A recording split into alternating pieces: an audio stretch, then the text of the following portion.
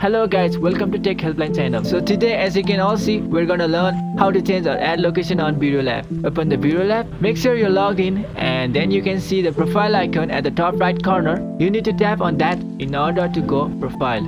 After you tap it, as you can see, I have Japan, Tokyo as my location right now. But you may not have it or may have a different location, so we are gonna change it or add a new location. So just click on your name or tap on the name in order to get into edit my profile page.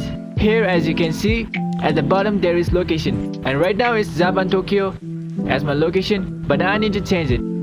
So what you need to do is just tap the location box, erase it if you have wrong location, or tap the location if it's blank. So right now I'm gonna erase Tokyo and add Osaka as my location, and after that hit save, and there you go. You can see the location has been changed from Japan, Tokyo to Japan, Osaka. So this is how you add or change a location on BeReal app. Hope this video helped you. Make sure to leave a like and subscribe our channel for more upcoming updates. Thanks for watching.